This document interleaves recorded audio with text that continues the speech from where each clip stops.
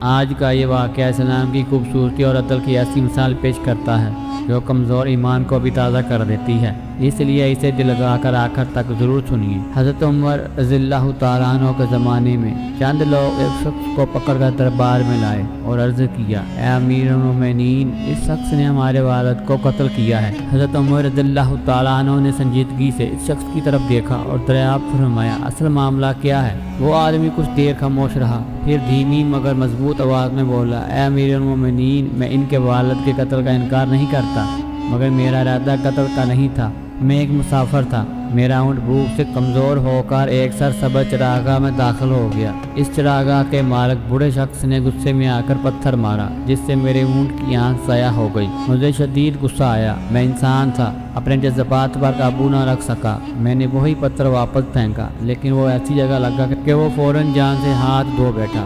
میرا قتل کا ارادہ نہیں تھا، مگر انجام یہی ہوا۔ میں اپنے جرم کا اقرار کرتا ہوں، فیصلہ آپ کے ہاتھ میں ہے۔ دربار میں گہری خاموشی چھا گئی۔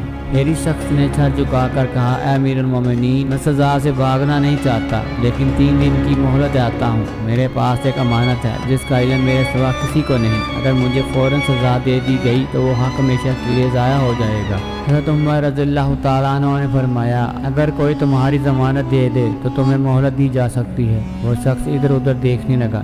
شہر بڑا تھا، مگر سب اس کے لیے اجنبی تھے، کوئی جان پہچان والا نہ تھا۔ اسی دوران حضرت ابو ذر غفاری رضی اللہ تعالیٰ عنہ کھڑے ہوئے اور عرض کیا، اے امیر المومنین، میں اس کی ضمانت دیتا ہوں۔ یہ سن کر دربار میں حیرت کی لہر دوڑ گئی اور وہ شخص مہلت لے کر چلا گیا۔ 3 دن گزر گئے، مقررہ وقت آ پہنچا اور لوگ جمع ہو گئے۔ کچھ لوگ حضرت ابو ذر رضی اللہ تعالیٰ عنہ سے کہنے لگے کہ آپ نے ایک اجنبی پر بھروسہ کر کے خود کو خطرے میں ڈال لیا ہے، وہ شاید واپس نہ آئے۔ حضرت ابو ذر رضی اللہ تعالیٰ عنہ نے سکون سے جواب دیا، میں نے ضمانت دی ہے، اب انجام بھی قبول ہے۔ سب کی نظریں دروازے پر جمی تھیں کہ اچانک دور سے گرد اٹھتی دکھائی دی۔ ایک تھکا ہوا اور پسینے سے شرابور شخص تیزی سے آتا ہوا نظر آیا۔ وہی آدمی تھا۔ سیدھا حضرت عمر رضی اللہ تعالیٰ عنہ کے سامنے آ کر کھڑا ہوا اور سانس سنبھالتے ہوئے بولا، اے امیر المومنین، میں نے اپنا وعدہ پورا کیا، اب جو حکم ہو نافذ کر دیجیے۔ حضرت عمر رضی اللہ تعالیٰ عنہ نے حضرت ابو ذر رضی اللہ تعالیٰ عنہ سے پوچھا،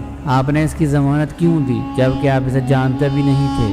انہوں نے جواب دیا، میں نے اس لیے ضمانت دی تاکہ کوئی یہ نہ کہے کہ نبی کریم صلی اللہ علیہ وسلم کے شہر میں ایک اجنبی نے مدد مانگی اور کسی نے اس پر اعتبار نہ کیا۔ پھر حضرت عمر رضی اللہ تعالیٰ عنہ نے شخص سے پوچھا، تم واپس کیوں آئے؟ اگر نہ آتے تو بچ سکتے تھے۔ اس کی آنکھوں میں آنسو آ گئے اور اس نے کہا، میں اس لیے واپس آیا ہوں کہ اگر میں نہ آتا تو دنیا اجنبیوں پر بھروسہ کرنا چھوڑ دیتی۔